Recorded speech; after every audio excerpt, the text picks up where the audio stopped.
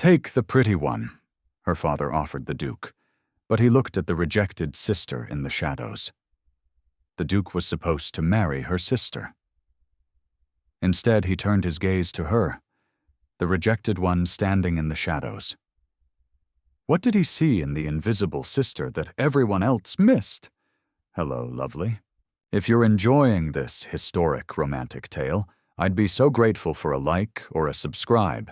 It helps me bring you more stories of love, longing, and history. And if you're up for it, tell me in the comments where you're watching from. I read every note, and it always brings a smile to my face. Chapter 1. The Invisible Daughter. The afternoon light slanted through the library windows in pale golden streams, illuminating dancing motes of dust that drifted like tiny spirits through the still air. Lady Eleanor Harrington sat curled in the worn leather chair by the eastern window, her favorite perch in all of Harrington Hall, with John Locke, an essay concerning human understanding, open in her lap. The pages were soft beneath her fingers, edges rounded from years of handling. The leather binding cracked but comfortable in her hands, like an old friend's embrace. She had just reached Locke's assertion that the mind was a blank slate tabula rasa, upon which experience wrote its lessons when the sound of carriage wheels on gravel shattered the library's peaceful silence. She's returned. Lady Sophia has returned. The housemaid's excited cry echoed through the hall's stone corridors, followed by the rapid patter of feet. Eleanor looked up from her book, marking her place with a finger, and listened as the household stirred to life with an energy it rarely possessed these days. Doors opened and closed. Voices rose in cheerful greeting. Even Mrs. Wilkins, their aging housekeeper, could be heard hurrying down the main staircase with uncharacteristic speed. Eleanor remained in her chair, watching the dust motes continue their lazy dance, undisturbed by the commotion beyond the library doors. Her sister had been to the modiste in London, a 2-day journey that had consumed the household's conversation for the past week. New gowns for the season, the finest silks, colors that would complement Sophia's golden hair and rose-petal complexion. Eleanor had heard it all discussed in exhaustive detail, though no one had thought to ask if she might need new gowns as well. Not that it mattered. Eleanor had long ago accepted her role in the family tableau, the shadow to Sophia's light, the footnote to her sister's story. She returned her attention to Locke, but the words blurred before her eyes. Through the library's half-open door, she could hear her sister's voice, bright and musical, like bells chiming. "Oh, Mrs. Wilkins, you should see the emerald silk. The modiste said it would make my eyes look like precious gems, and the cream muslin with the embroidered roses. Father will adore it." "I'm certain. I'm sure you'll be the belle of every ball, my lady," Mrs. Wilkins replied, her voice warm with genuine affection. Eleanor closed her book quietly and rose from her chair, moving to the window that overlooked the hall's front courtyard. Below, servants were unloading trunk after trunk from the carriage, each presumably filled with finery that would make Sophia even more dazzling than nature had already rendered her. Lady Sophia Harrington stood in the center of the activity like a sun around which planets orbited, her golden hair catching the autumn light, her face animated with excitement. She was beautiful. There was no denying it. Society had proclaimed it since her debut 3 years ago, and the proclamation had only grown louder with time. Perfect features, perfect bearing, perfect charm. Eleanor turned away from the window and caught her own reflection in the small mirror that hung beside the bookshelf. Dark hair pulled back simply, gray eyes that were too large for her face, features that were pleasant enough, but utterly unremarkable. She was not ugly, precisely, but she was not Sophia, and in the world they inhabited, that single fact defined everything. The library door burst open, and Sophia swept in, still wearing her traveling cloak, her cheeks flushed from the journey. Eleanor, there you are. I should have known I'd find you buried in books. Her tone was affectionate, without malice, which somehow made it worse. Welcome home, Eleanor said, managing a genuine smile. Whatever complicated feelings she harbored about her sister, she did love her. It was impossible not to love Sophia, who had never been cruel, never been unkind, but who simply existed in a different sphere entirely. You must come see the gowns, Sophia insisted, crossing to take Eleanor's hands. The modiste has outdone herself this time. There's a blue one that I think would suit you wonderfully. I had her make it up in your size. It will need altering, of course. But that was thoughtful, Eleanor interrupted gently, squeezing her sister's hands. Thank you. Sophia's expression flickered with something guilt, perhaps, or pity, but it passed quickly, replaced by her usual bright enthusiasm. Come then, I want your opinion on how I should wear my hair for the season's first balls. Eleanor followed her sister from the library, leaving Locke behind on the chair. The hall's corridors, which had seemed so peaceful moments ago, now thrummed with energy centered entirely on Sophia's return. They passed two maids carrying hat boxes, both of whom curtsied to Sophia and looked straight through Eleanor, as though she were merely part of the wallpaper. She was used to it. The late afternoon found Eleanor in the small parlor adjacent to her father's study, ostensibly reading, but actually seeking the quiet warmth of the fire. The early autumn chill had crept into the hall's bones, and funds for extra coal were scarce, though no one spoke of such things openly. The sound of raised voices filtered through the study door. 6 months, my lord, perhaps less, if your creditors grow impatient. Eleanor recognized Mr. Thornton's voice, the family solicitor, whose visits had become increasingly frequent and increasingly grim over the past year. There must be something, her father replied, his usually authoritative voice tight with desperation. The estate. Surely the estate is mortgaged to the hilt. My lord, you've borrowed against every acre, every asset. Unless you find a substantial infusion of capital, you will lose everything. The title will remain, but the hall, the lands, the income, all of it will be forfeit. A heavy silence followed. Eleanor sat frozen in her chair, the book forgotten in her lap, her heart pounding. Then Sophia must marry well, Lord Harrington said finally, his voice hard with resolve. And quickly, Duke William Beaumont is seeking a wife, they say. He's been in mourning these 8 years, but rumor has it he's finally ready to marry. Sophia could be the answer to everything. His Grace is notoriously particular, Mr. Thornton cautioned. Many have tried to capture his attention. Sophia will succeed where others have failed. She must. Our entire future depends on it. Eleanor's hands trembled slightly as she gripped her book.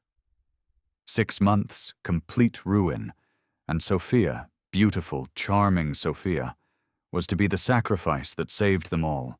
The study door opened abruptly. Eleanor barely had time to look down at her book, feigning absorption as her father strode past the parlor entrance without so much as a glance in her direction. His face was set in hard lines, his mind clearly racing through calculations and schemes. He passed within 3 ft of where she sat and did not see her. Eleanor exhaled slowly, the familiar ache of invisibility settling in her chest like a stone. Evening brought a return to the hall's usual rhythms.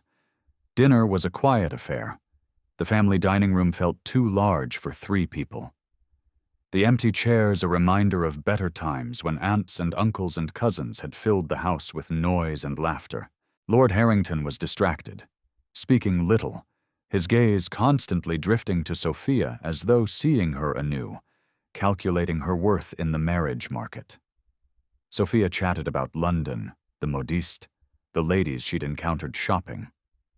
Her voice had that slightly performative quality it always carried at dinner, as though she were practicing for some larger stage.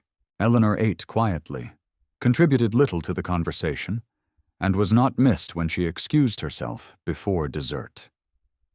She found her way back to the library, to her chair by the window, now dark with night. Someone had lit a single candle on the side table, probably Mrs. Wilkins, who alone seemed to notice Eleanor's habits and needs. She opened Locke again, but could not focus on the philosophy.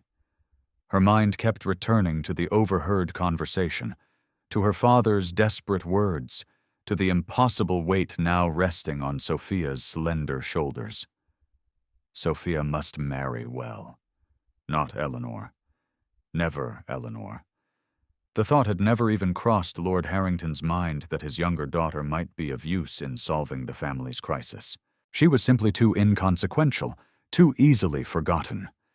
Eleanor had spent 22 years as a shadow in her own home, drifting through rooms without causing a ripple, existing in the margins of her family story. She loved them. She loved her father despite his blindness, loved Sophia despite the complicated tangle of affection and envy that bound them together.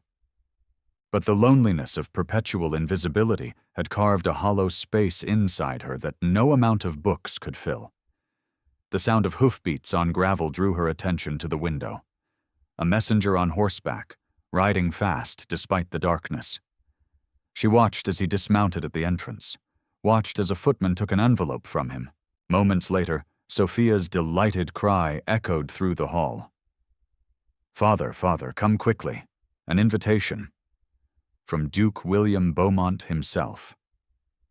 Eleanor remained in her library chair, listening to the excited voices in the distance, knowing without being told that her name would be included on the invitation, only as an afterthought, a necessary formality. Lady Sophia Harrington and family were invited to a grand ball at the Duke's estate.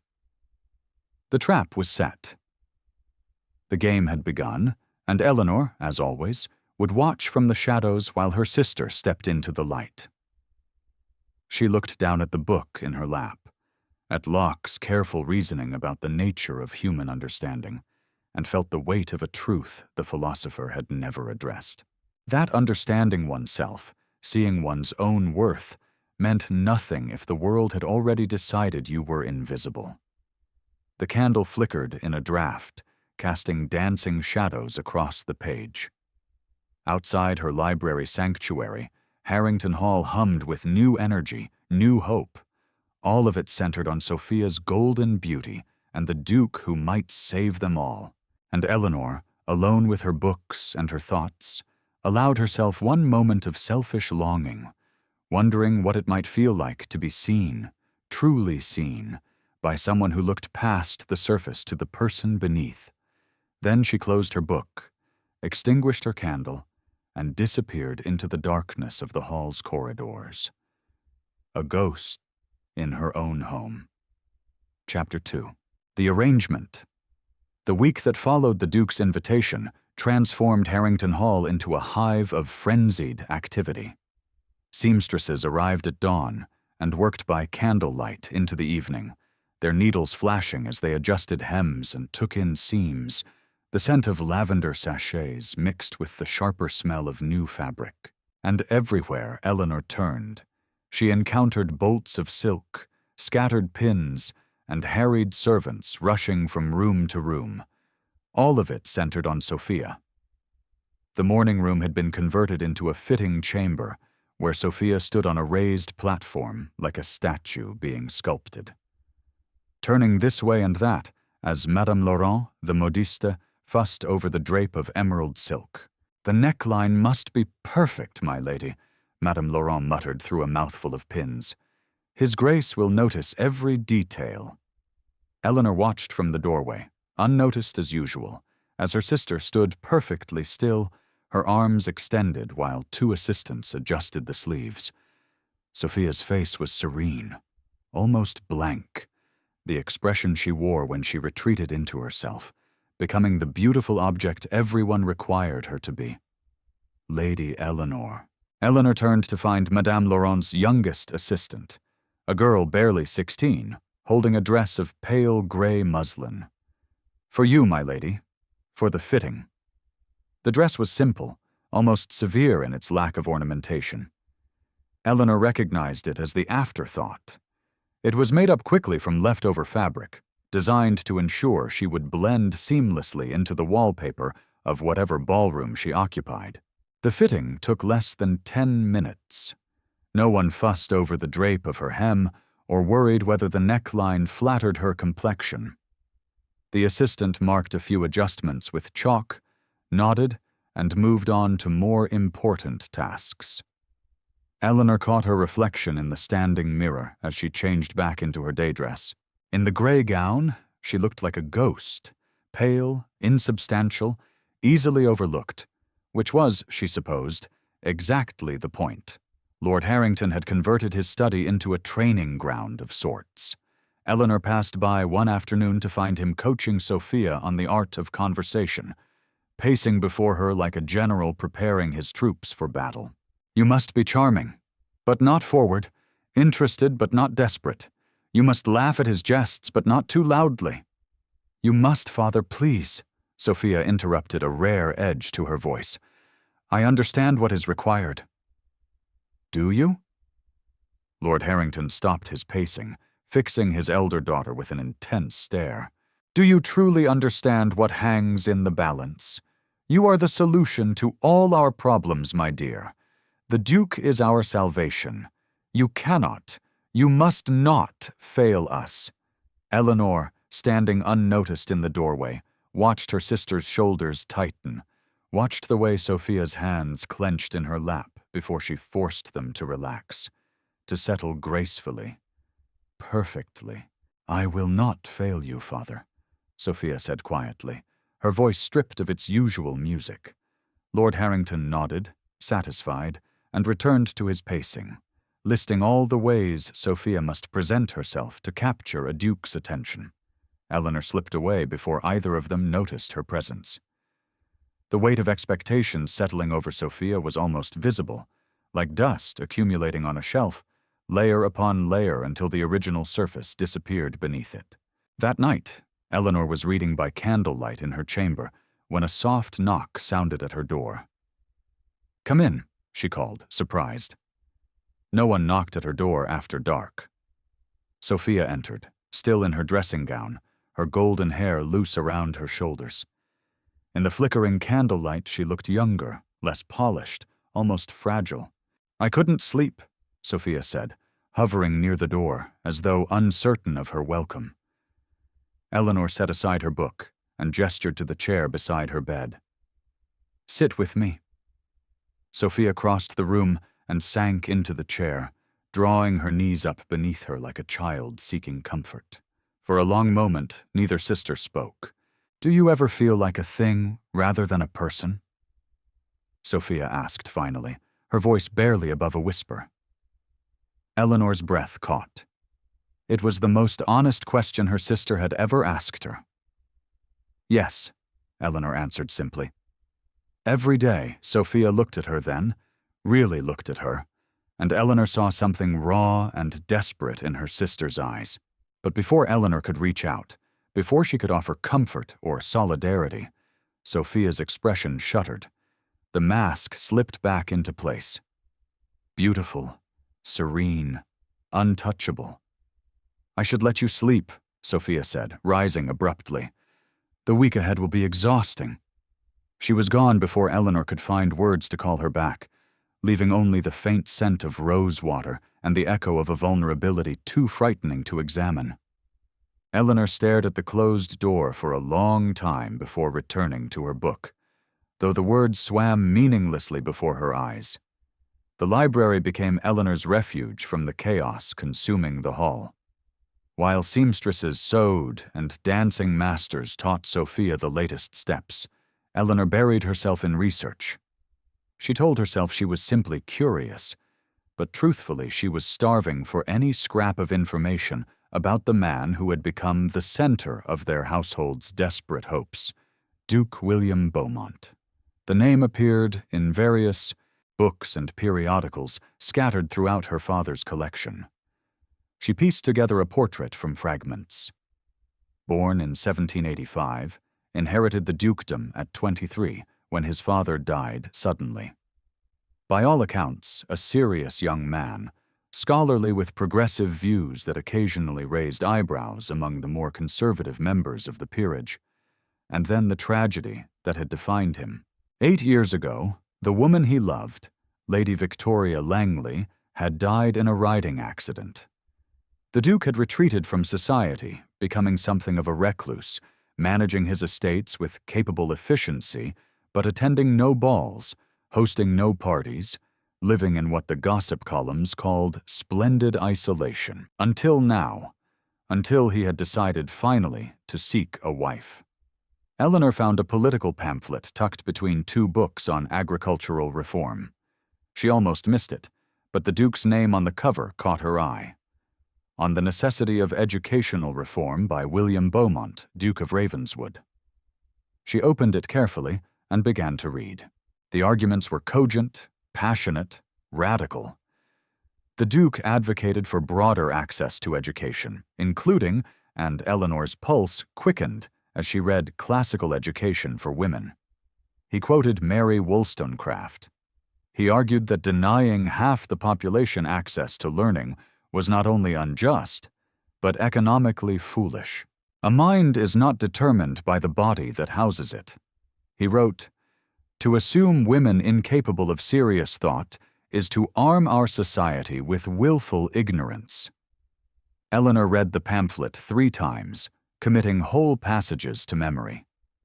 Here was a man who believed women could think, could reason, could contribute to intellectual discourse, a man who saw minds rather than merely faces. She pressed the pamphlet to her chest and allowed herself a dangerous moment of longing.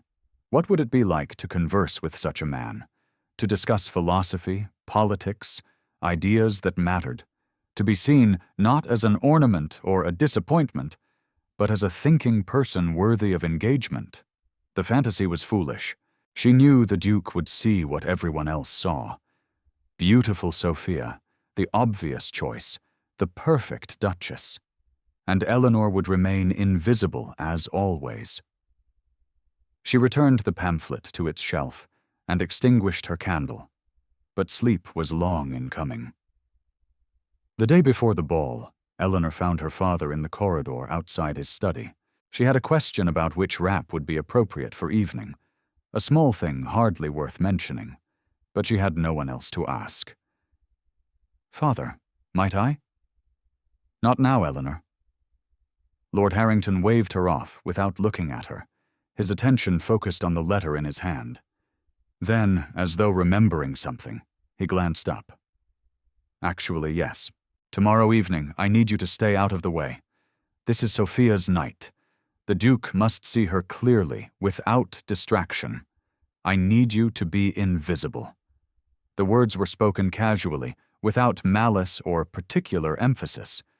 He had already turned away before they finished leaving his mouth, disappearing into his study and closing the door. Eleanor stood frozen in the corridor, her father's words echoing in her mind. "I need you to be invisible." It was nothing she hadn't heard before in 1,000 small ways.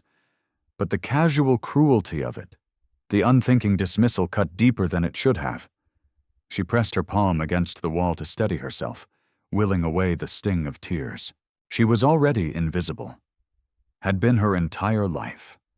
Her father was merely acknowledging what everyone already knew. The evening before the ball, Eleanor helped Sophia prepare for bed, brushing out her sister's golden hair in long, practiced strokes. Sophia sat before her vanity mirror, watching their reflections, one radiant, one ordinary. The contrast between them impossible to ignore. "You're quiet tonight," Sophia observed. "Tired," Eleanor lied. The candlelight caught in Sophia's hair, turning each strand to spun gold. She was breathtaking, Eleanor thought. Any man would be fortunate to win her. The Duke would take one look at this vision of beauty, and the matter would be settled. "Will you help me dress tomorrow?" Sophia asked. "I find I'm rather nervous." "Of course," Eleanor said, managing a smile. "You'll be magnificent. The Duke won't be able to look away." Sophia's reflection smiled, but her eyes remained troubled. "And what if that's all he sees? The surface? What if there's nothing beneath it that interests him?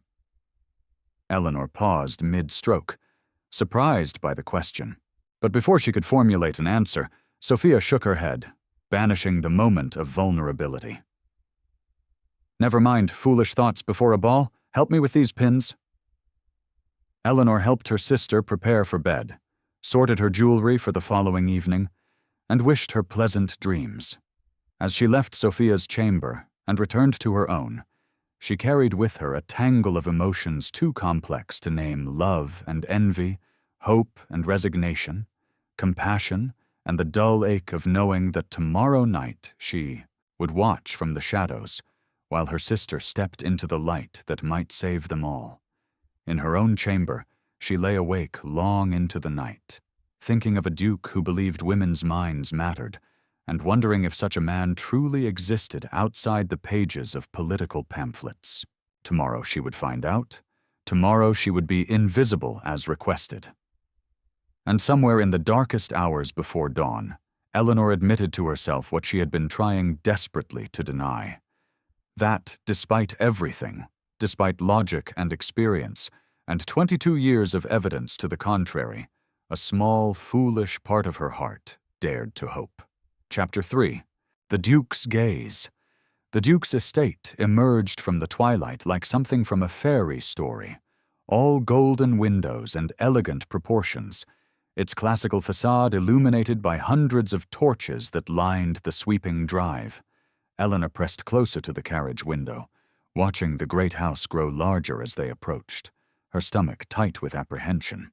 Beside her, Sophia sat perfectly still, her hands folded in her lap, her breathing carefully controlled.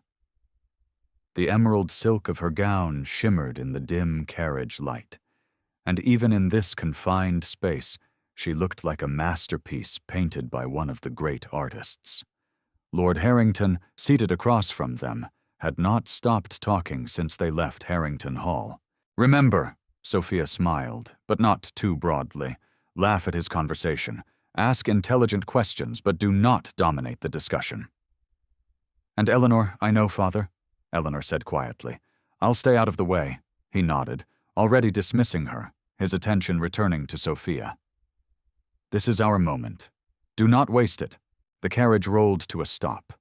A liveried footman opened the door, and the sounds of the ball flooded in music, laughter, the murmur of society's elite gathering for an evening of careful performance and ruthless judgment.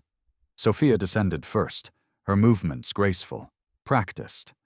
Lord Harrington followed, then turned to hand Eleanor down as an afterthought. She stepped onto the gravel drive in her pale gray gown and felt herself disappear, becoming merely part of the background against which more important people would shine. The ballroom stole Eleanor's breath despite her determination to remain unmoved. Crystal chandeliers hung from a ceiling painted with elaborate frescoes, their countless candles reflected in gilded mirrors that made the room seem infinite. The orchestra occupied a raised platform at the far end, their music weaving through the conversations of ladies in jewel-toned gowns and gentlemen in impeccable evening dress. The air smelled of hothouse flowers, expensive perfume, and beeswax candles. It was too much, too bright, too loud, too overwhelming.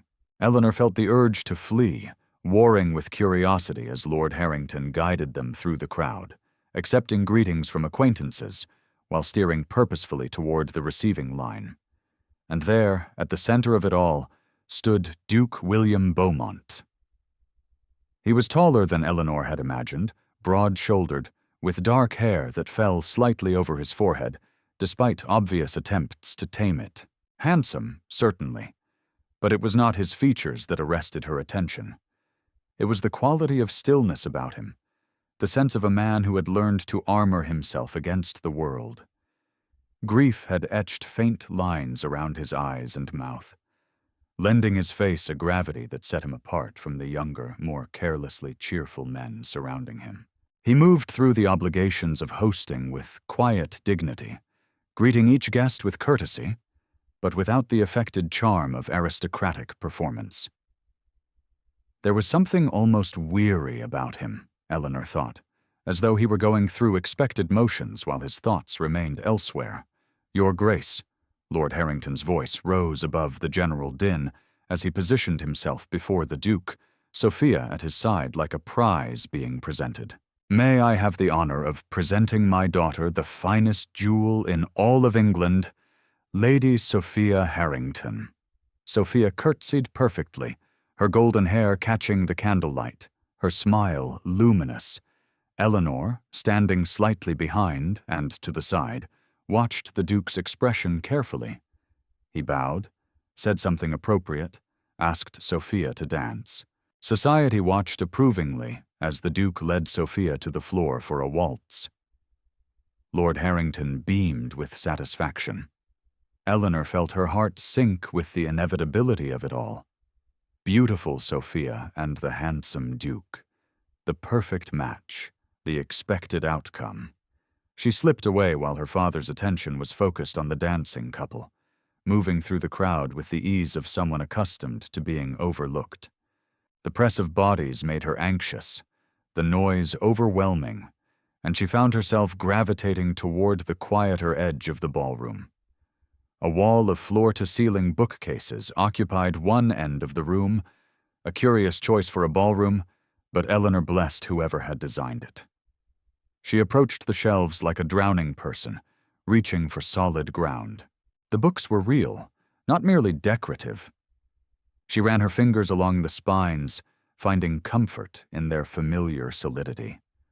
Philosophy, political theory, poetry, a collection that spoke of genuine intellectual curiosity rather than mere status. Her hands stopped on a slim volume bound in dark blue leather, A Vindication of the Rights of Woman by Mary Wollstonecraft. Eleanor pulled it from the shelf, her heart quickening. She had read it twice, had memorized whole passages, had found in Wollstonecraft's fierce arguments a validation of thoughts she'd barely dared articulate. To find it here in a Duke's ballroom seemed almost miraculous. She opened it carefully, finding the dedication page, then the beginning of the introduction. The words were old friends welcoming her home. Wollstonecraft, a bold choice for a ball. The voice came from directly beside her, low, cultured, tinged with something that might have been amusement. Eleanor's head snapped up, the book nearly slipping from her hands. The Duke stood not 3 feet away, watching her with an expression she couldn't quite decipher. "Your Grace, Eleanor stammered, feeling heat flood her cheeks. "I apologize, I shouldn't have." "Why not?" he interrupted gently. "They're here to be read, not merely displayed." She stared at him, confusion warring with embarrassment. The dance had ended. He should be with Sophia with her father, securing the arrangement everyone expected. Instead, he stood before Eleanor in her invisible gray gown, looking at her as though she were actually worth seeing. "Have you read it?" he asked, nodding toward the book. "Yes," Eleanor managed. "What did you think?" The question was genuine, his attention fully focused on her in a way that made her feel exposed and strangely exhilarated. I think Eleanor paused, gathering her thoughts, feeling herself slip into the familiar comfort of ideas rather than awkward social performance. I think she argues persuasively that denying women education does not protect their virtue, but rather ensures their dependence. That treating women as decorative objects rather than thinking beings diminishes both the women themselves and the society that constrains them. The Duke's expression shifted, something lighting in his eyes that hadn't been there during his dance with Sophia.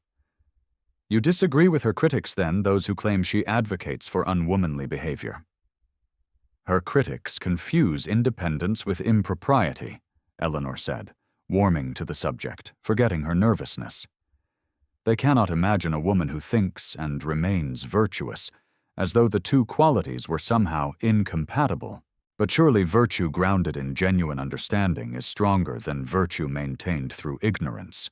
For the first time since she'd observed him that evening, the Duke smiled, not the polite expression he'd worn while greeting guests, but something genuine, reaching his eyes and softening the grief-carved lines of his face. Victoria used to carry that very volume, he said quietly. She would quote whole passages at dinner parties, much to the horror of the more conventional guests. Victoria, Lady Victoria Langley, the woman he'd loved and lost.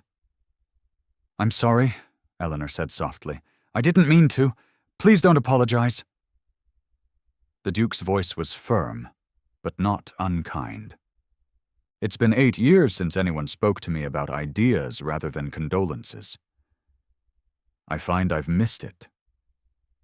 Eleanor looked up at him, truly looked at him, and saw past the title and the tragedy to the person beneath, someone intelligent, weary of superficiality, hungry for genuine connection. "Your pamphlet on educational reform," she said before she could stop herself. "I read it. I thought your arguments about access to classical education were particularly compelling." His eyebrows rose.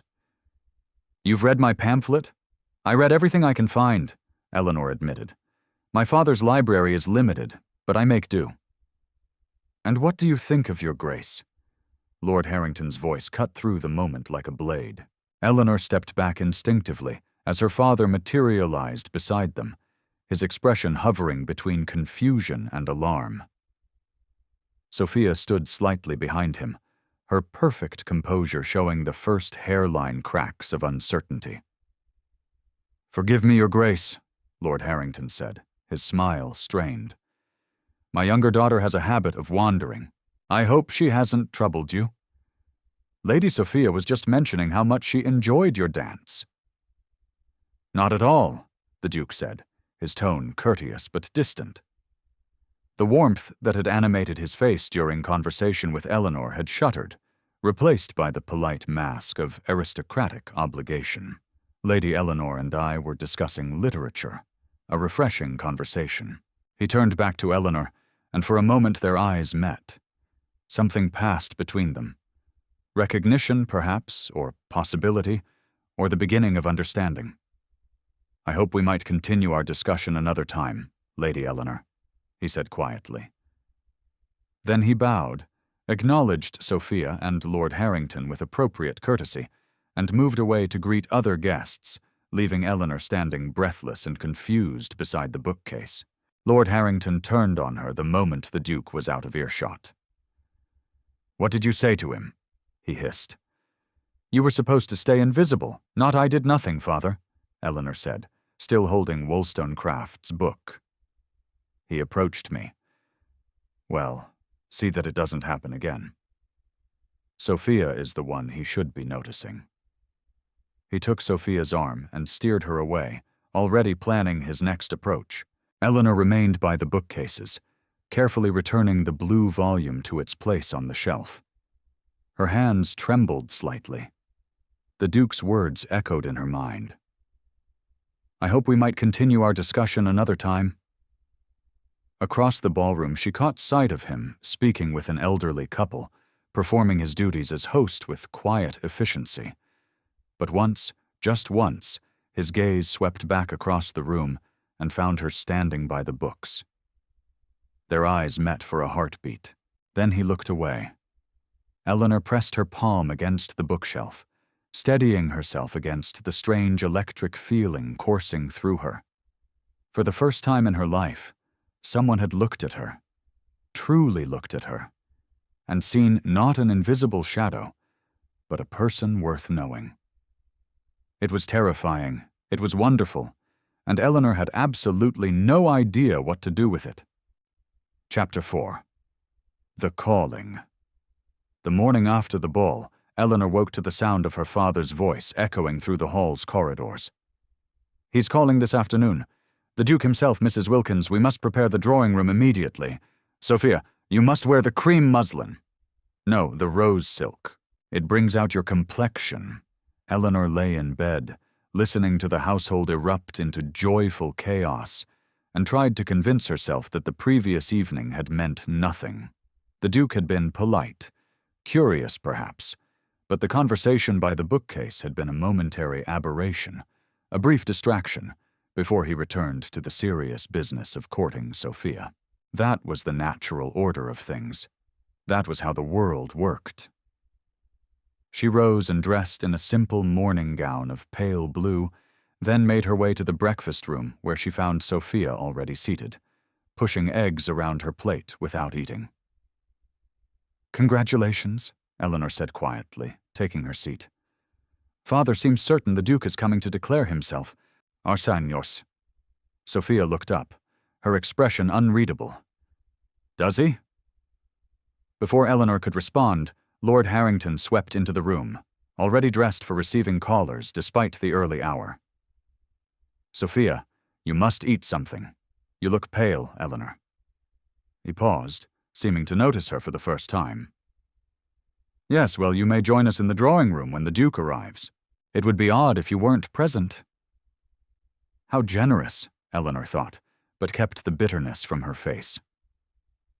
The Duke arrived precisely at 3 corks, as proper calling hours dictated. Eleanor sat in the corner of the drawing room, a book open in her lap that she wasn't reading, while Sophia occupied the place of honor on the sofa nearest the fireplace. Lord Harrington hovered near the door, barely containing his excitement.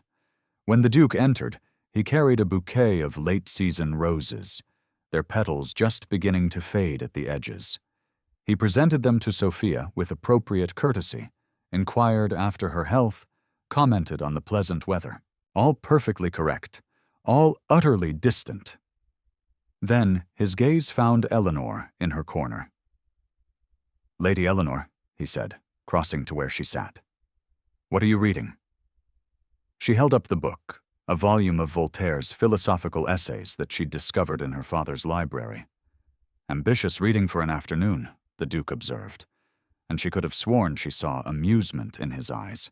"I find Voltaire's arguments about tolerance particularly relevant," Eleanor said before she could stop herself, "though I disagree with some of his conclusions about natural philosophy." "Do you?" The Duke settled into the chair beside her corner, his attention entirely focused on her response. "In what way?" And just like that, they were deep in conversation about empiricism and rationalism, about the limits of human reason, about whether true knowledge could exist independent of experience. Across the room, Sophia sat with the roses in her lap, watching. Lord Harrington frowned, uncertain how to redirect the Duke's attention without appearing rude. The visit lasted the appropriate 30 minutes. When the Duke took his leave, he bowed to Sophia, thanked Lord Harrington for his hospitality, and told Eleanor he looked forward to continuing their discussion. The moment his carriage disappeared down the drive, Lord Harrington turned on Sophia. "You must engage him more, ask him questions, show interest in his conversation." "I tried, Father," Sophia said quietly. "He was speaking with Eleanor. Then you must speak louder, be more charming." Eleanor left the room before she could hear more.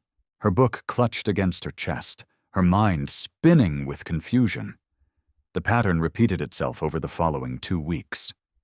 The Duke called every 3 days, always during proper hours, always with appropriate gifts, flowers, a book of poetry, a collection of botanical prints.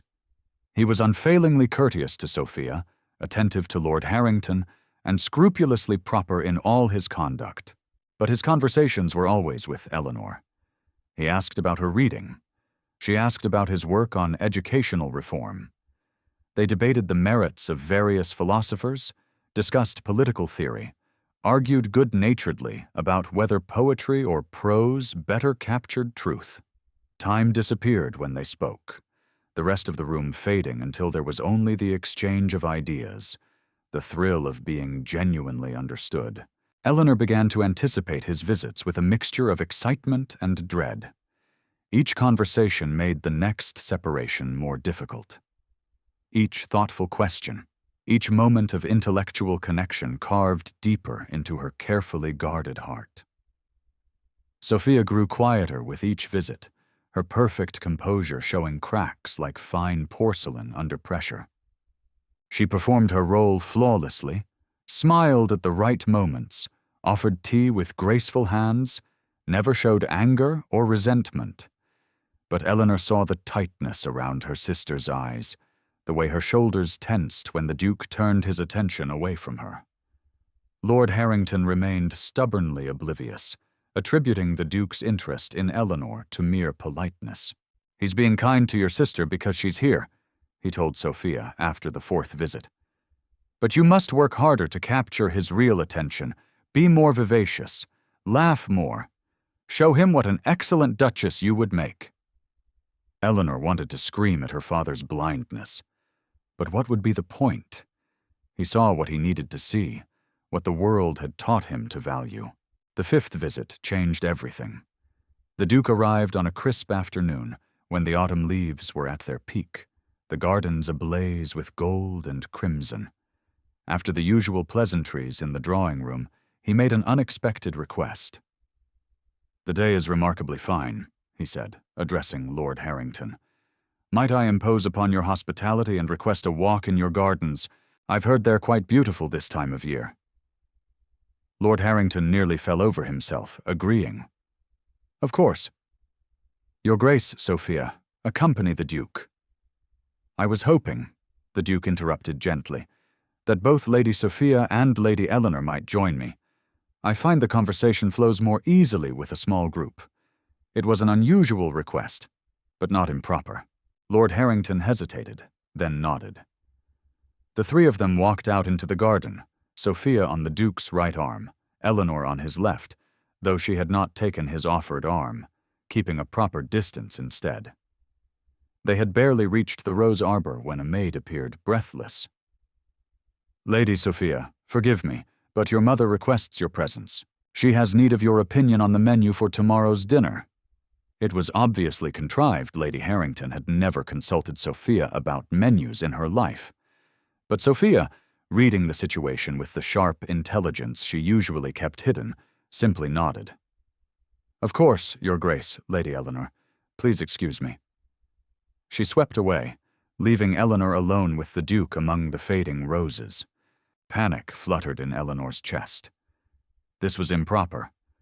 They should return to the house, find a chaperone, maintain the appropriate distance. Instead, they walked deeper into the garden. "Your Grace," Eleanor said finally, unable to bear the silence. "I believe you are expected to court my sister." "Expected?" "Yes." The Duke's voice was quiet, measured. "Expected by your father, by society, by everyone who sees only surfaces." "She is beautiful," Eleanor said, defensive. "She is everything a duchess should be. She is lovely," the Duke agreed. "She is accomplished and graceful and perfectly bred for the role. And when I speak with her, I feel nothing but a distant sort of appreciation, like admiring a portrait in a gallery." Eleanor stopped walking, turning to face him. "Then why do you keep calling?" The Duke met her eyes, and she saw in them a vulnerability that made her breath catch. "I lost someone very dear to me many years ago," he said carefully. "Victoria, she was brilliant and fierce and utterly herself. And when she died, I believed my capacity for connection died with her. I spent 8 years in a comfortable sort of numbness, managing my estates, fulfilling my obligations, feeling nothing." He paused, and Eleanor saw him gathering courage. "But you," he continued, "you remind me that there are still minds worth knowing, souls worth discovering. When we speak, I feel alive again. Not because you resemble Victoria. You don't. Not in any physical way, but because you're real, Eleanor. You're genuinely, authentically yourself, and that is rarer than you can possibly imagine in the world we inhabit." Eleanor's hands trembled. She clasped them together, trying to steady herself. "I am not my sister," she said, her voice barely above a whisper. "I am not beautiful. I am not charming. I am not what society expects. I will embarrass you at dinners and balls. People will say you made a poor choice. That grief has clouded your judgment." "Eleanor," the Duke spoke her name like a prayer. "No, you are something far more rare than beautiful or charming. You are real, and I find I would rather spend my life in honest conversation with someone real than in elegant silence with someone perfect. The garden seemed to hold its breath around them.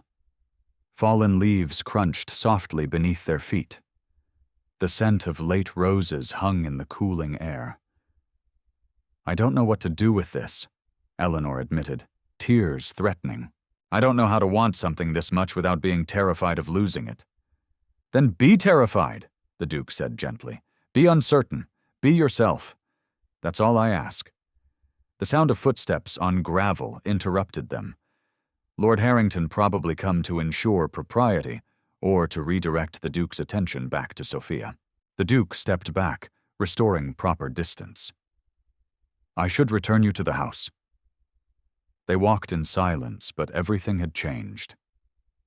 Eleanor felt it in the way the air moved around them, in the careful space the Duke maintained between them that somehow felt more intimate than touching. That night, Eleanor stood at her bedroom window, watching the Duke's carriage disappear down the darkened drive. The lamp in his carriage cast a warm glow that faded into the darkness, and she pressed her palm against the cold glass. For 22 years, she had been invisible. For 22 years, she had told herself that invisibility was safety, that not being seen meant not being hurt. But now someone saw her, really saw her, and the terror of being seen warred with a desperate, dangerous hope. What if? The question hung in the darkness like a prayer. What if someone could love me not despite who I am, but because of it? Eleanor rested her forehead against the window and let herself imagine a future she had never dared to dream. Chapter 5. Truths and Fractures. 3 weeks after the ball, Eleanor woke to whispers. She had come downstairs early, seeking the quiet of the morning before the household fully stirred. When voices drifted from the servants' hall, the door left slightly ajar. Imagine the Duke preferring the plain one. The voice belonged to Sarah, one of the newer maids. "My cousin works at the Pendleton estate, and she says all of society is talking about it. Perhaps his grief has addled his wits." Another voice replied, older, more measured. 8 years is a long time to mourn. The mind can play tricks. Still, Lady Sophia must be devastated to be passed over for her own sister. Eleanor's hand tightened on the banister. She should move, should make her presence known, should do anything but stand frozen like a child eavesdropping on adult conversations. The plain one, the words echoed in her mind, reopening every wound she'd thought had scarred over. Of course, that's what they called her. Of course, that's how the world saw her.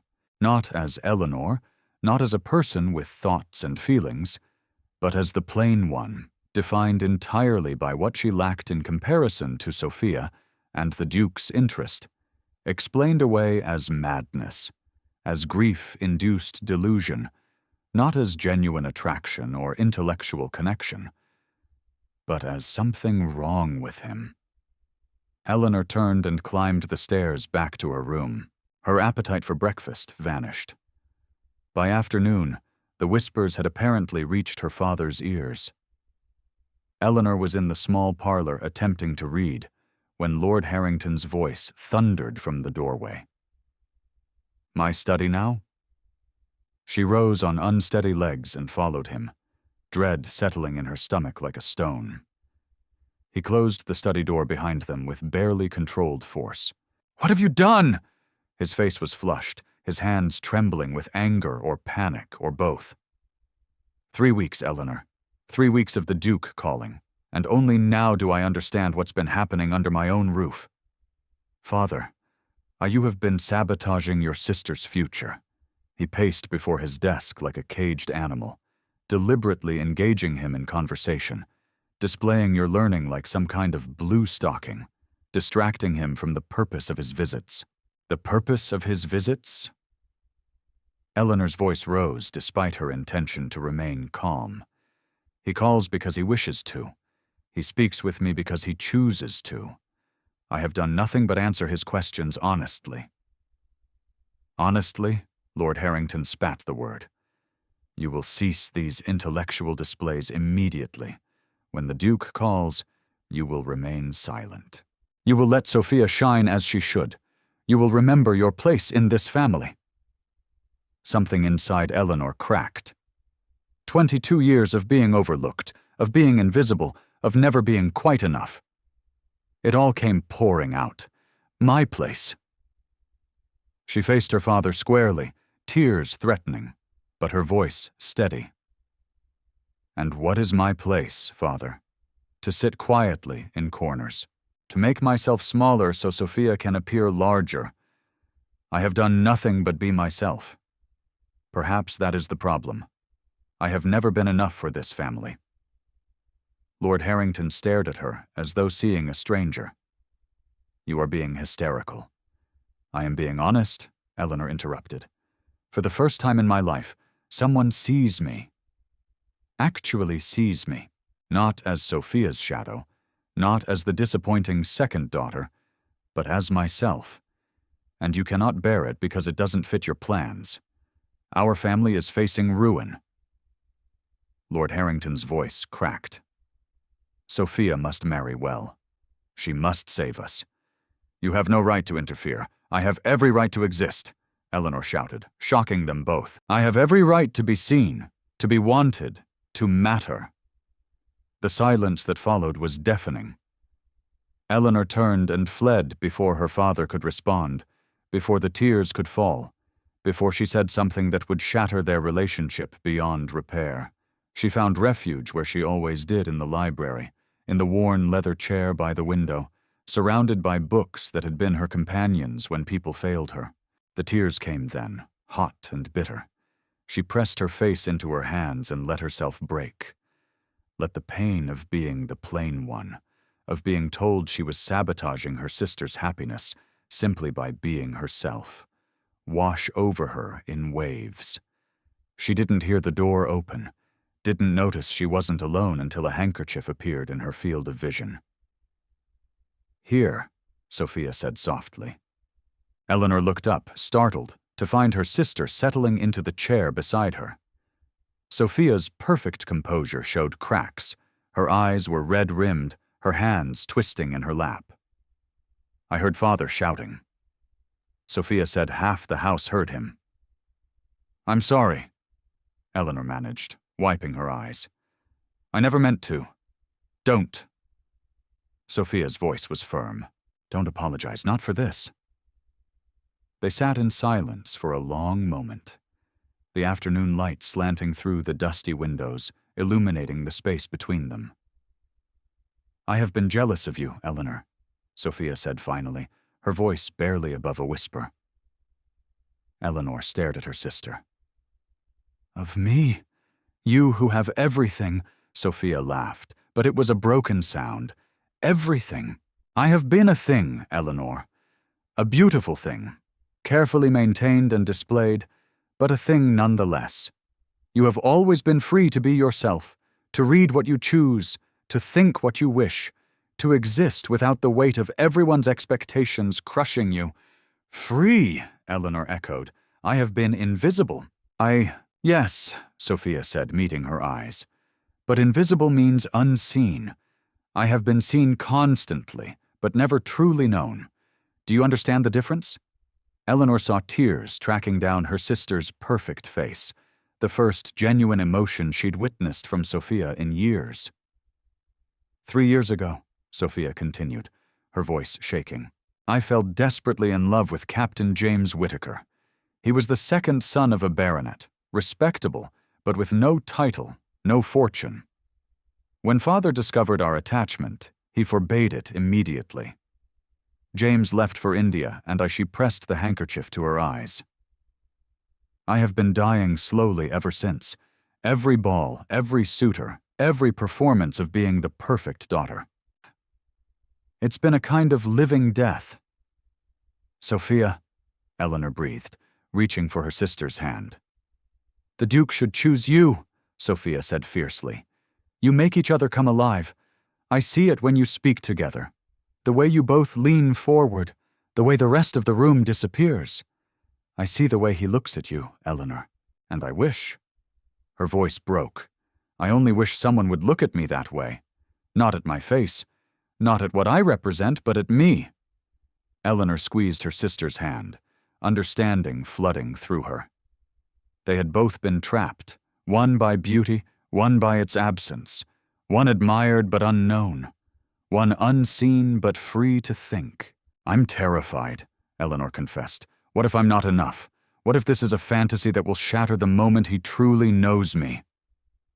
Sophia turned to face her fully, gripping both of Eleanor's hands. What if it's real, and you let fear steal it from you? What if you finally have the chance to be seen and known and loved, and you run from it because you've been taught you don't deserve it? The words hit Eleanor like a physical blow. How many years had she told herself she didn't deserve to be seen? How deeply had she internalized the message that she was less than? Received a letter last week, Sophia said, her voice softening. From James. He's returning to England in 2 months. He never married. He says he never stopped loving me. Eleanor's breath caught. What will you do? I don't know yet, Sophia admitted. Father will be furious. But watching you with the Duke, watching you find the courage to be yourself despite everything, it's made me wonder if perhaps I deserve that too. The sisters embraced then, clinging to each other, finding in shared pain and shared hope a connection that had eluded them their entire lives.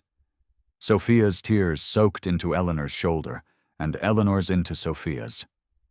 And for the first time, they were not the beautiful one and the plain one, not rivals for attention or favor, but simply two women trying to find their way in a world that wanted to define them.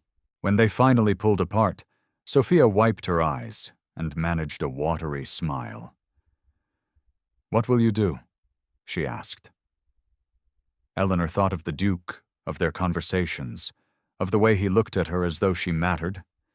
She thought of her father's anger, society's judgment, all the voices telling her she wasn't enough. And she made her decision. I will not hide any more, she said, her voice steady despite her fear.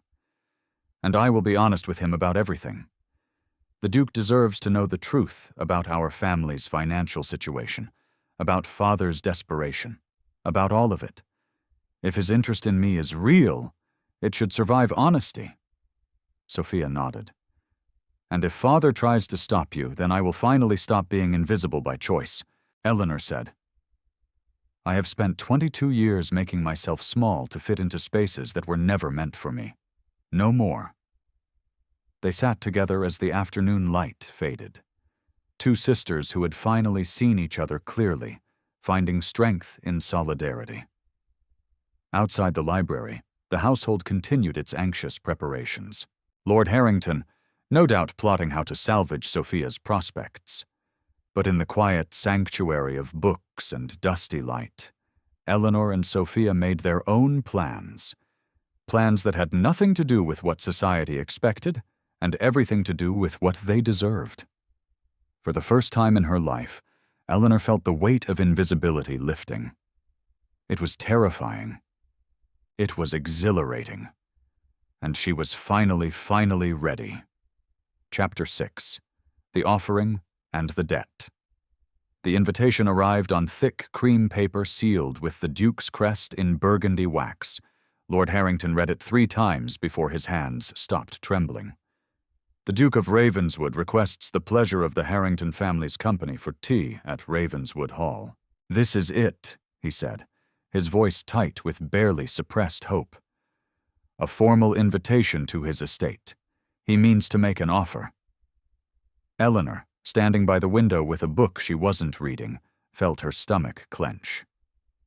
She had resolved to tell the Duke the truth about their family's circumstances, but the weight of that decision pressed on her chest like a physical thing. Sophia, seated at her embroidery, met Eleanor's eyes across the room. In that glance passed understanding, encouragement, and something that looked like pride. We must make an excellent impression, Lord Harrington continued, already planning. Sophia, the lavender silk. Eleanor, he paused. seeming to truly look at her for the first time in days. "Wear something appropriate." Eleanor nodded, her throat too tight for words. Ravenswood Hall in daylight was even more magnificent than it had been on the night of the ball. The autumn sun gilded the classical facade, and the formal gardens stretched in geometric perfection toward distant woods ablaze with color. They were received in a drawing room that spoke of wealth deployed with taste rather than ostentation. Wedgwood blue walls, furniture upholstered in cream damask, paintings that were genuine masterpieces rather than mere decoration. A tea service of delicate porcelain waited on a low table, and through the tall windows, the gardens beckoned. The Duke greeted them with his characteristic quiet courtesy, but his eyes found Eleanor immediately and held there a moment longer than propriety strictly allowed. "Thank you for accepting my invitation," he said, gesturing for them to be seated. "I hope the journey wasn't too taxing." Lord Harrington launched into effusive gratitude, his nervousness making him verbose. Sophia sat perfectly still, her hands folded in her lap, her expression serene. Eleanor perched on the edge of her chair, her heart hammering against her ribs. Tea was poured. Pleasantries were exchanged. The Duke asked after their comfort, commented on the unusually fine weather, mentioned an upcoming exhibition at the Royal Academy. All perfectly normal, all utterly surreal. Then the Duke set down his cup and turned to Lord Harrington. "Sir, I wonder if I might request a private word with Lady Eleanor. There is a matter I wish to discuss with her." The silence that followed was deafening. Lord Harrington's cup rattled slightly in its saucer. Sophia's eyes widened fractionally before her composure reasserted itself. "Your Grace, that would be highly irregular," Lord Harrington managed. "I am aware," the Duke said calmly. "Nevertheless, I ask your permission. It wasn't really a request, not from a Duke." Lord Harrington swallowed hard and nodded. The Duke rose and offered Eleanor his hand. She took it, feeling the warmth of his palm through her glove, and followed him from the drawing room. His study was magnificent, a cathedral to learning. Books lined every wall from floor to ceiling, their leather spines gleaming in the autumn light that streamed through windows overlooking the gardens. The scent of leather and paper and old wood filled the air, and Eleanor felt something in her chest loosen despite her anxiety. "Your library," she breathed. "One of the few rooms in this house that feels genuinely mine," the Duke said, closing the door behind them, not completely leaving it slightly ajar for propriety, but enough to create intimacy. They stood facing each other in the center of the room, and Eleanor summoned every ounce of courage she possessed. "Your Grace, there is something you must know," she said before he could speak. "Before you say anything, before this goes any further, I cannot in good conscience allow you to continue in ignorance." He waited, his expression attentive but not alarmed. The words tumbled out in a rush. "My father is facing financial ruin, complete ruin. Our family has approximately 4 months before we lose everything. The estate, the income, all of it. The only thing that will remain is the title, which is worth nothing without the means to support it." She took a shaking breath. "You should know this because if you are considering any future association with our family, you deserve the truth. I will not have you discover later that you were deceived." The Duke's expression didn't change. He simply watched her with those dark, assessing eyes.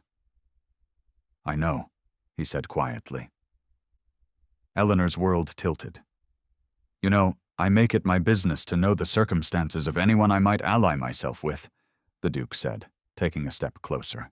"I learned of your family's situation before I ever attended that ball." "Then why?"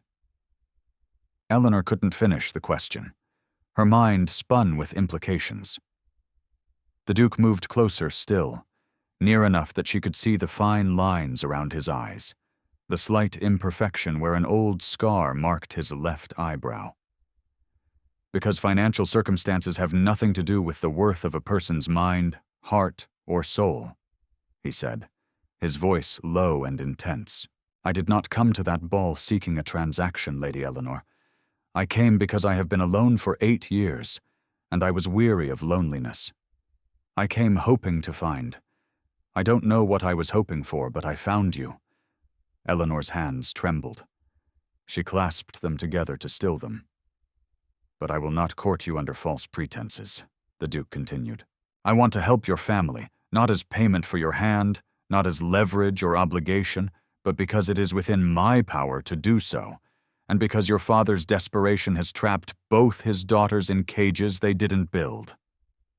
I cannot let you solve our problems, Eleanor said, her voice breaking.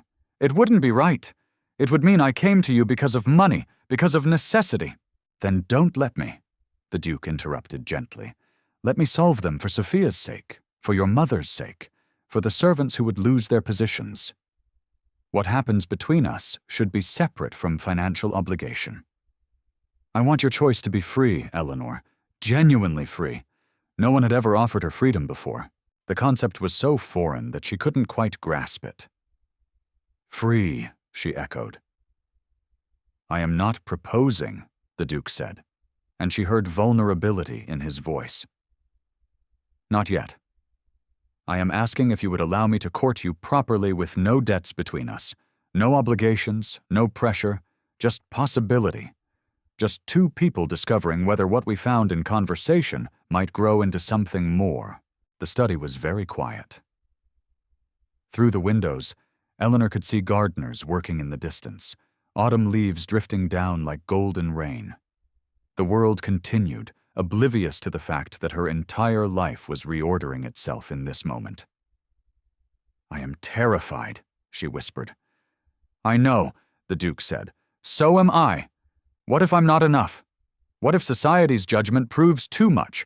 What if, Eleanor, he spoke her name like a benediction? What if you are exactly enough? What if this terrifying thing is real? She looked up into his face and saw her own fear reflected there, her own desperate hope. And she understood then that vulnerability was not weakness. It was the only honest foundation on which anything real could be built. Yes, she said. I am terrified. But yes, the Duke's expression transformed relief and joy, and something deeper that made her breath catch. He didn't touch her beyond what propriety allowed, but the space between them felt charged, alive with possibility. Then let me speak with your father, he said. Let me settle the debts as a gesture of goodwill. And then, if you're willing, let me court you properly? Eleanor nodded, not trusting her voice. They returned to the drawing room where Lord Harrington and Sophia waited in tense silence. The Duke resumed his seat and finished his tea, speaking of inconsequential things, before requesting a private word with Lord Harrington in his study. Eleanor watched them go, then met Sophia's questioning gaze. He knows Eleanor mouthed about everything. Sophia's eyes widened, but before she could respond, the men returned. Lord Harrington's face was pale, his expression stunned. We should take our leave, he said, his voice unsteady. Your grace, your generosity is, I cannot adequately express. The Duke bowed. I am pleased to be of service. As they prepared to depart, the Duke caught Eleanor's hand briefly. A touch so fleeting it might have been accidental, but his eyes held hers. I will call on Thursday, he said quietly, if that would be acceptable. Yes, Eleanor managed. That would be acceptable. The carriage ride home passed in near silence. Lord Harrington stared out the window, his mind clearly racing. Sophia held Eleanor's hand, squeezing gently. That evening, as Eleanor prepared for bed, she heard footsteps in the corridor outside her room. They paused at her door. She waited, holding her breath, but no knock came. After a long moment, the footsteps retreated. Lord Harrington had stood outside his younger daughter's door, the daughter he had overlooked and dismissed, the daughter who had accomplished what his perfect daughter could not. and found himself unable to speak, unable to apologize, unable to acknowledge, unable to reconcile the Eleanor he had always ignored with the Eleanor who had captured a duke's genuine affection. His reckoning was not yet complete. But in her room, Eleanor stood at the window, looking out at the star-scattered sky, and felt the weight of invisibility finally completely lifting. She was seen. She was chosen. She was free! And the terror of it was matched only by the exhilarating, breathtaking joy. Chapter 7. Society's Judgment. The news spread through London society like ink bleeding through paper, unstoppable, staining everything it touched. The Duke of Ravenswood is courting the younger Harrington sister. Not the beautiful one, the plain one. Eleanor first heard the whispers during a fitting at the Modiste, where Madame Laurent's assistants spoke in voices they thought were too low to carry. Imagine choosing her over Lady Sophia. Perhaps grief truly has damaged his faculties? She pretended not to hear, standing perfectly still while pins were adjusted, her face carefully blank, but each word was a needle, finding its mark. By the time Lady Pendleton's garden party arrived 3 days later, the gossip had reached a fever pitch. Eleanor had considered feigning illness to avoid attending, but Sophia had taken her hand that morning and said simply, "We face them together." So Eleanor dressed in a gown of soft blue, not gray this time, not invisible, and went to face society's judgment. The Pendleton estate gardens were magnificent in the autumn afternoon, all golden light and precisely manicured hedges. Ladies in their finest gowns clustered like exotic birds beneath silk canopies, while gentlemen stood in groups discussing politics and horses. Servants circulated with champagne and delicate pastries. It should have been beautiful. Instead, it felt like stepping into an arena. The whispers started the moment Eleanor and Sophia descended from their carriage. Not even whispers, really. Conversations held at volumes clearly meant to be overheard. The plain sister has snared him somehow. A woman in peacock blue said to her companion, her voice carrying across the lawn. Perhaps she used some art. Women have ways, you know. I heard the Duke's judgment must be impaired by grief. Another replied, 8 years of mourning would disorder anyone's mind. Eleanor felt each word like a physical blow, but she kept her chin high, her hand steady on Sophia's arm. They moved through the garden, accepting greetings that ranged from genuinely warm to coldly perfunctory, navigating a social battlefield where every smile might conceal a blade. Then, Lady Pendleton materialized before them. She was a formidable woman in her 60s, a society matriarch whose approval or disapproval could make or break a debutante's season. Her steel-gray gown matched her eyes, and her expression combined pity with something sharper. "Lady Eleanor," she said, her voice honey-sweet and venomous. "Might I have a word? It wasn't really a request." Sophia's hand tightened on Eleanor's arm, but Eleanor gently extracted herself and followed Lady Pendleton to a slightly more private corner of the garden. "My dear," Lady Pendleton began, her tone suggesting she was bestowing great wisdom, "I feel it is my duty to speak plainly to you. This attachment between yourself and the Duke, it is quite unfortunate." "Unfortunate?" Eleanor repeated, her voice carefully neutral. "You must know you are quite out of your depth," Lady Pendleton continued, her eyes cold despite her sympathetic expression. "The Duke requires a wife who can represent his position with grace and beauty, someone who can shine at state dinners, who can navigate the highest circles of society without embarrassment. Surely, you see, you are not suited to such a role." The words were delivered with surgical precision, designed to cut through whatever fragile confidence Eleanor had built. And they worked. Eleanor felt her carefully constructed composure cracking, felt the old familiar shame rising like a tide. "Lady Pendleton," she began, but her voice wavered. My sister, Sophia said, appearing at Eleanor's side like an avenging angel, possesses more grace in her smallest gesture than most women achieve in a lifetime. The Duke's judgment is impeccable. It is society's that I question. The pronouncement rang across the garden. Conversation stuttered to a halt. Heads turned. Lady Pendleton's expression froze in shock. Lady Sophia, surely you cannot. I can and I do, Sophia said, her voice carrying the authority of someone who had spent her life as society's darling and no longer cared to maintain that position. My sister has been overlooked her entire life by people too shallow to see past surfaces. If the Duke is wise enough to recognize her worth, then he is a better judge of character than anyone present. She turned to Eleanor, whose eyes were swimming with tears. Come, the air here has grown stale. They walked away together, leaving Lady Pendleton speechless and society buzzing with this new development. But Eleanor made it only to the edge of the garden, to a secluded path lined with late blooming roses. Before she broke, I cannot do this, she gasped, pressing her hands to her face. Sophia, they are right. I am not beautiful enough, not polished enough. I will embarrass him. I will be a liability. He should choose someone else. Eleanor, the Duke's voice cut through her spiral.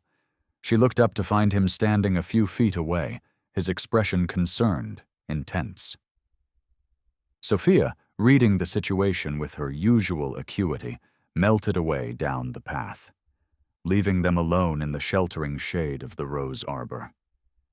What has happened? The Duke asked, closing the distance between them. They are saying terrible things, Eleanor said, her voice breaking. That you are mad, that I have trapped you somehow, that I am completely unsuited to be your wife. Look at me, Eleanor. It was the first time he had used her given name. The intimacy of it made her breath catch. She met his eyes, dark, steady, certain.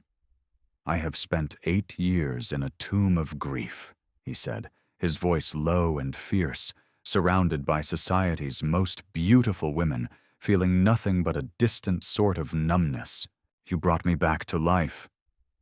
Do you think I care what Lady Pendleton thinks? But I care, Eleanor cried. I cannot bear to be the object of mockery, to have people whisper that you made a poor choice, that grief damaged your judgment.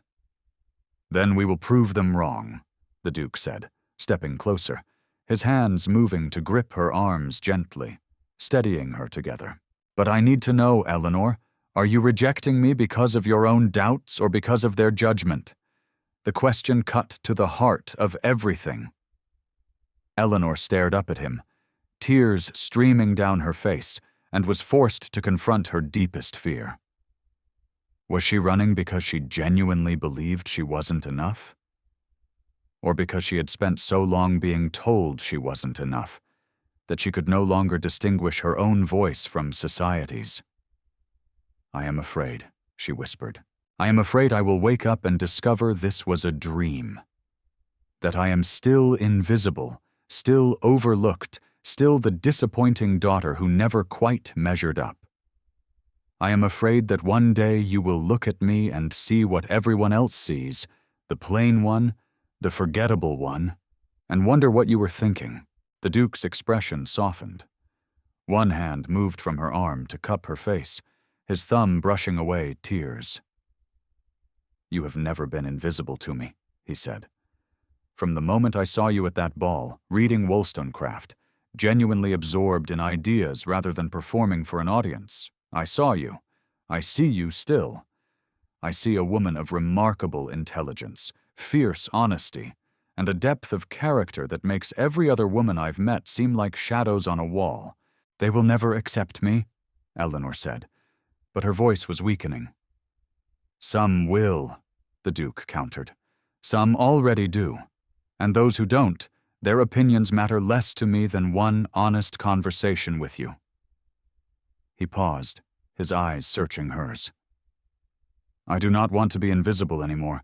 I want to be seen by you, even if society disapproves. Then stand with me, the Duke said. Let them whisper. Let them judge.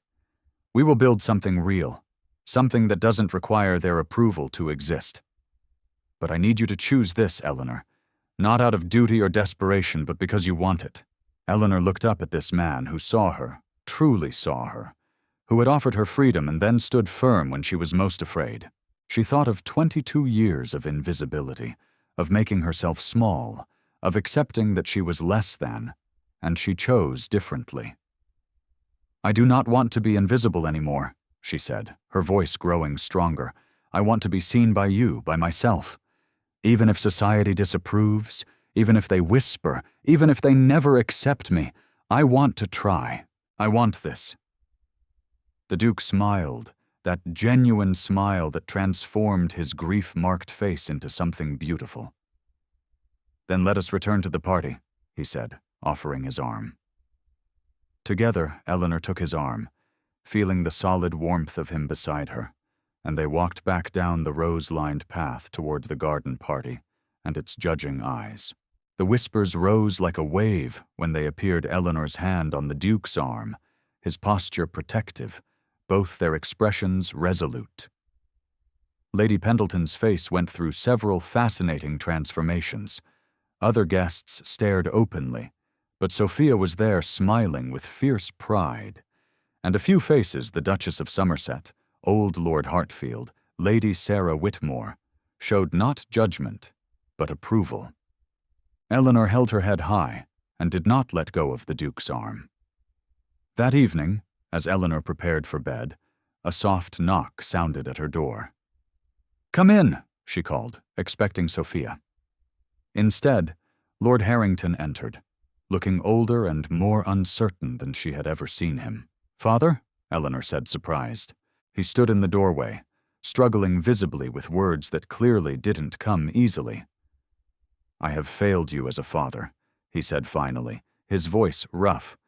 "I saw only what society valued and missed what truly mattered.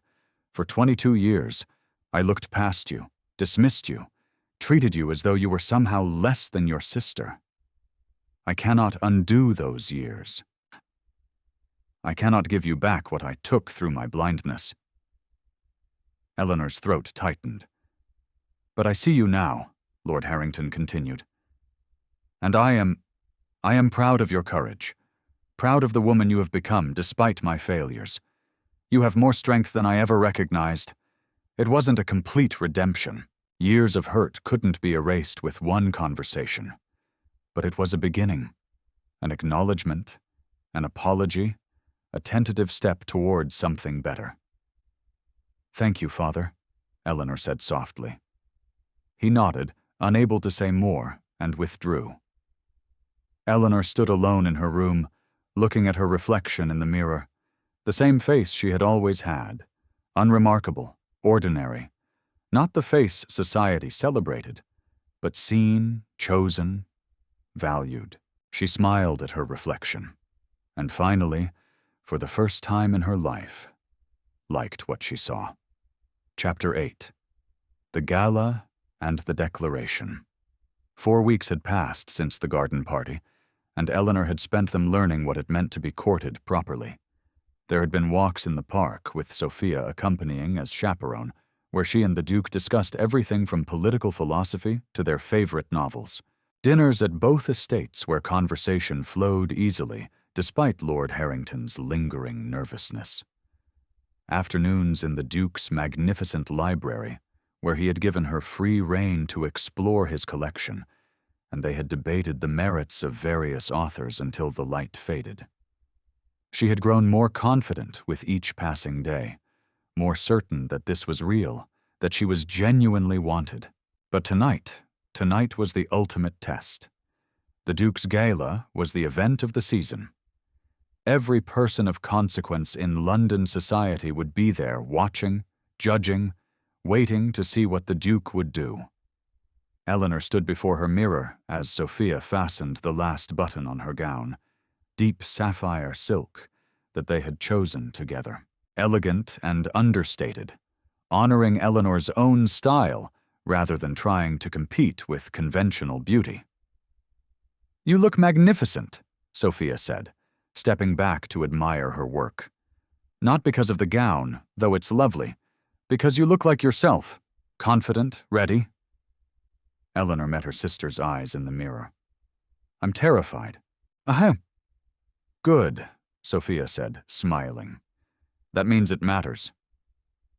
A knock at the door interrupted them. Lord Harrington's voice, tentative. The carriage is ready when you are. In the month since his halting apology, her father had been carefully, awkwardly trying to repair what he had broken. He asked about her reading now. He looked at her when he spoke. It wasn't enough to erase 22 years, but it was something. We're coming, Father, Eleanor called. Sophia squeezed her hand. Tonight you step fully into the light, no more shadows. Eleanor took a deep breath and nodded. Ravenswood Hall blazed with light, every window golden, the drive lined with torches that turned the approaching carriages into a procession of fire. The sound of music and laughter drifted across the grounds, and Eleanor felt her heart hammering against her ribs. The weight of hundreds of eyes found her the moment she entered the ballroom. She had expected it, had prepared for it, but the reality still stole her breath. Society's elite turned to observe the Harrington family's entrance, conversations pausing mid-sentence, fans stilling mid-flutter. The whispers began immediately. Not cruel now, but curious, speculative. The Duke's choice, the plain sister, the one who somehow captured him. Then the Duke was there, crossing the ballroom with purpose, his eyes finding Eleanor immediately as though everyone else had ceased to exist. Lady Eleanor, he said, bowing formally. Lady Sophia, Lord Harrington, welcome. His greeting was proper, appropriate, but his gaze held Eleanor's a moment longer than strictly necessary, and she saw in his eyes everything he couldn't say in public. You're here? You came? You're magnificent. The evening progressed in a blur of introductions and conversations. Eleanor navigated the social waters with growing confidence, no longer trying to disappear into corners. Some guests remained cool, disapproving. Others were curious, asking thoughtful questions, genuinely interested in this woman who had captured the Duke's heart. A few were openly supportive. The Duchess of Somerset, ancient, formidable, respected by all, approached Eleanor during a lull in conversation. My dear, she said, her voice carrying the authority of 8 decades of navigating society. I have watched the Duke for 8 years. I knew his Victoria, wonderful girl, taken far too soon. I have watched him grieve, watched him withdraw, watched countless beautiful women try and fail to breach his defenses. Eleanor held her breath. You have given him back his life, the Duchess continued. Anyone who cannot see your value is a fool. I expect you to call on me next week. We have much to discuss. It was an endorsement, a public declaration of approval from one of society's most influential figures. Eleanor felt something tight in her chest loosen. Thank you, Your Grace, she managed. The Duchess patted her arm.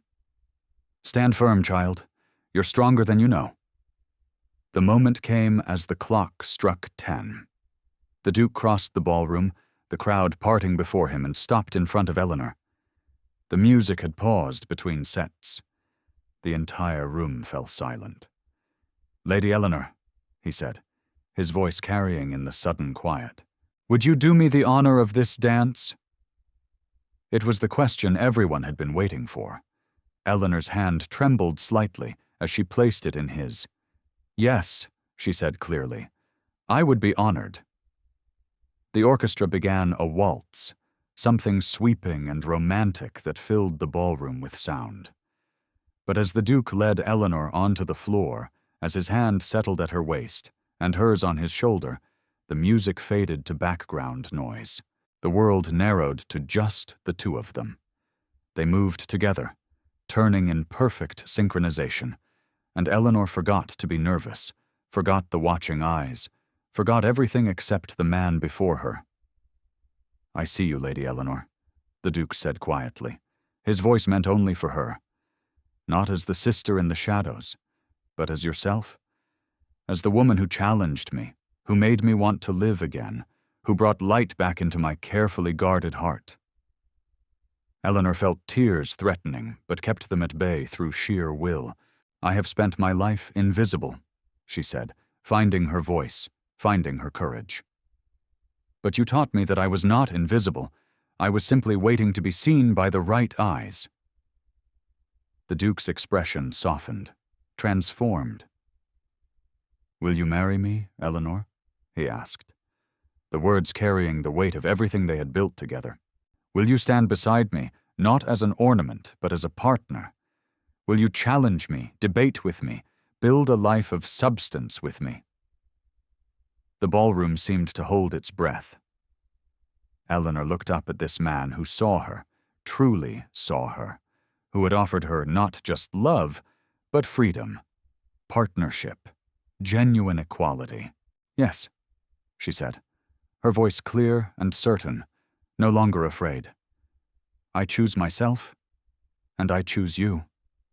The Duke smiled that genuine transformative smile and produced a ring from his pocket, simple, elegant, with a sapphire the exact color of her gown set in delicate gold. He slipped it onto her finger as they continued to dance, and the ballroom erupted. Applause thundered through the space, even from those who had disapproved, even from those who had whispered cruel things, because the Duke's happiness was undeniable. Eleanor's courage was evident, and love, when it was this real, was impossible to dismiss. They finished the dance as an engaged couple, and Eleanor felt like she was floating. Then, as the music ended, and they stepped apart, a commotion rippled through the crowd near the entrance. A man stood there, tall, sun-bronzed, dressed in traveling clothes that spoke of hasty arrival. His eyes swept the ballroom and locked immediately on one person, Sophia. Captain James Whittaker had come home. Eleanor watched her sister's face transform, every carefully maintained mask shattering to reveal pure, overwhelming joy.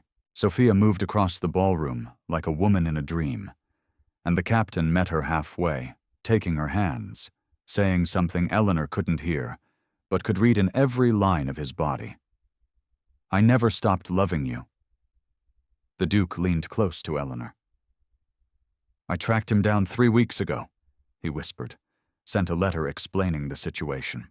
"He was already booking passage home when my letter arrived. He'd been planning to return for months, gathering the courage to win her back." Eleanor looked up at her fiancé with wonder. "You did this?" "Every love story deserves a chance," he said simply.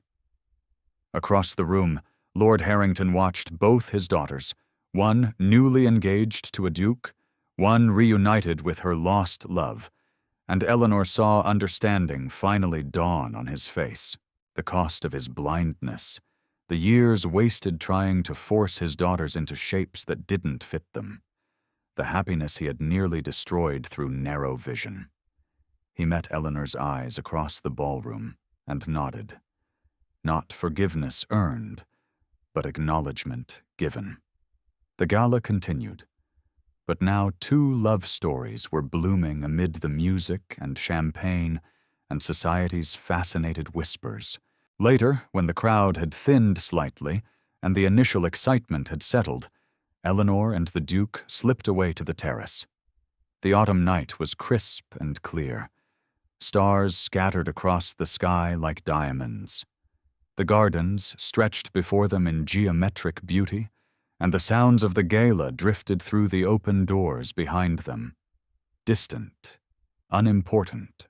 "I was so afraid," Eleanor said quietly, looking out over the grounds. "Afraid I wasn't enough. Afraid this was all a dream that would shatter." The Duke took her hand, his thumb brushing over the sapphire ring. "You were always enough. You simply needed to believe it yourself." Eleanor turned to face him. This man who had seen her when she was invisible, who had valued her mind as much as any other quality, who had offered her partnership instead of ownership. "I believe it now," she said. Finally, they stood together in the starlight, hand in hand, the future stretching before them like an unwritten book. Inside, Sophia danced with her captain. Lord Harrington wrestled with his conscience, and society revised its opinions with the fickleness of those who follow rather than lead. But out here, in the quiet darkness, Eleanor Harrington, soon to be Eleanor Beaumont, Duchess of Ravenswood, stood in the light at last, no longer invisible, no longer afraid, finally, beautifully, completely herself. And it was enough. It was more than enough. It was everything.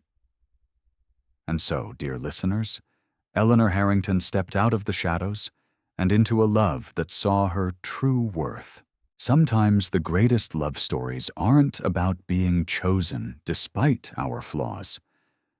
They're about being cherished because of our authentic selves.